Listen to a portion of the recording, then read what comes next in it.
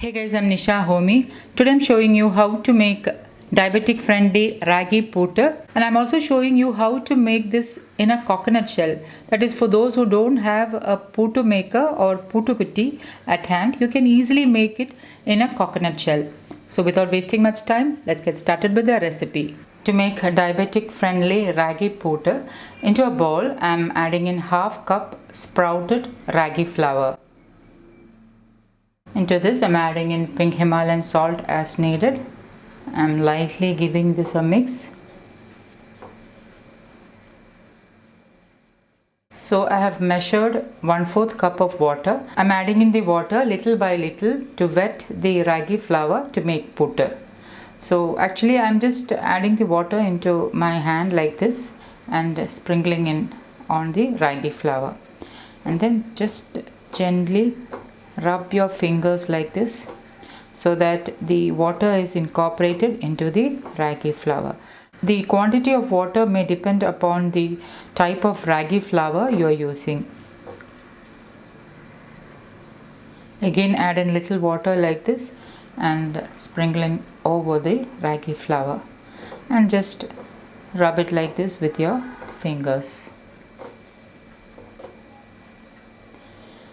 Again I'm adding in some more water.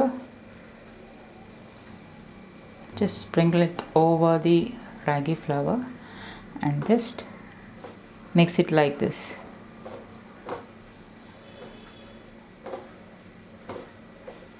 Some more water, sprinkle on top like this and mix.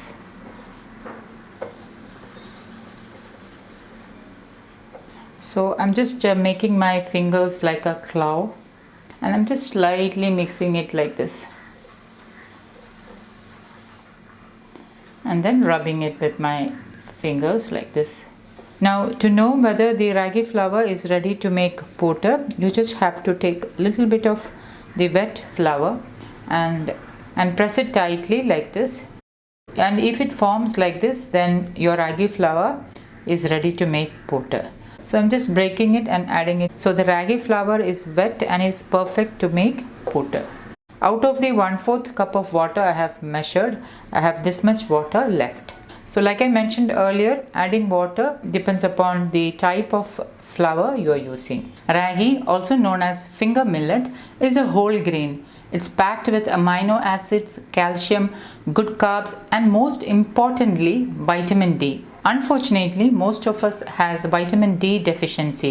For better absorption of fat-soluble vitamins like vitamin D, you need a healthy source of fat. Hence, try to include a healthy source of fat like maybe fresh grated coconut, wood-pressed oils, nuts, or desi ghee. So when making puttu, do not try to avoid using grated coconut. It is a good source of healthy natural fat which will help to assimilate the fat soluble vitamin like vitamin D faster into your body. A long mold like this known as puttu kutti is used to make puttu. Traditionally this was made using a bamboo. This mold, also known as cherata puttu kutti. This is a smaller version which has the shape of a coconut shell, and hence the name cherata puttu kutti. For those who don't have these kind of molds, you can easily use a coconut shell. So I have grated the coconut from the coconut shell. So the coconut shell is known as cherata in Malayalam, and inspired from the coconut shell, this mold is made. So today I'll be showing you how to steam puttu in this coconut shell. So the coconut shell has 3 eyes, as you can see. And one of the eye is slightly fragile. So you can just break the eye with a tip of a spoon or a tip of a knife. So in this coconut shell, this eye, that is this one, is fragile. So I'm going to break it. So I'm using the blunt edge of a knife and I'm just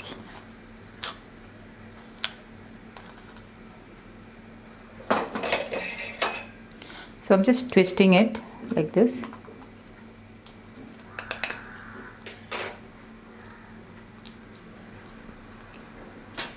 Okay, so you have a hole like this. And what you can do is you can place this on the hob of the pressure cooker and fill in the required amounts of grated coconut and ragi flour or rice flour. Cover with a small lid and steam. Puttu is made by steaming. This is one easy method to make puttu if you don't have a mold like the ones I showed. So just to show you, I'll be using this coconut shell to make the ragi puttu. Now before making, you need to just scrape off the remaining residue coconut. So with a spoon, I'm just scraping off the remaining coconut residue.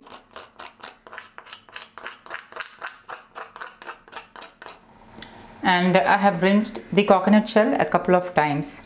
Now to fill the ragi flour, just keep your finger like this on the hole which we had made so that the filling does not go out once you start filling. 2 to 3 tablespoons of grated coconut for some healthy fat. Top it with the ragi flour which we had made earlier. Now when you're making puttu, don't press the flour with a spoon. The flour should be added gently like I'm showing in the video.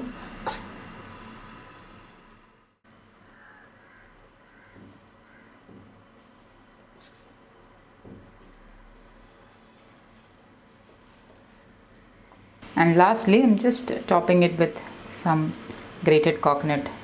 And you can easily remove your fingers now. I have heated my pressure cooker and steam is coming through the hob, and I'm keeping the coconut shell over the hob.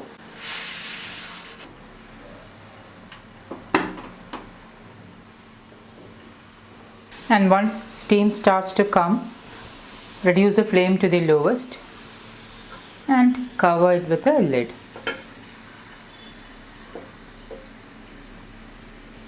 And let it steam cook for about 4 to 5 minutes. You can use the same process to make puttu with rice flour or even with wheat flour. And after about 4 to 5 minutes, or once the ragi puttu is nicely cooked, I'm turning off the flame and I'm allowing it to sit like this for about 1 to 1.5 minutes. So just open the lid. The ragi puttu is nicely cooked. So I'm just going to allow it to cool down for about 1 to 1.5 minutes. And once it has slightly cooled down, just remove it and place it upside down onto a serving plate.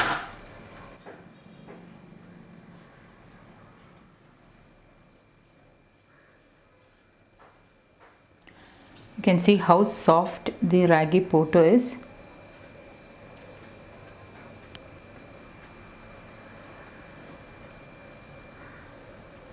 You can serve this with any side dish of your choice. This ideally goes well with kadala curry. So guys, do try this ragi puttu and let me know how it turned out. Don't forget to like, comment and share this video with family and friends. Thank you for watching and until next time, take care. Bye-bye.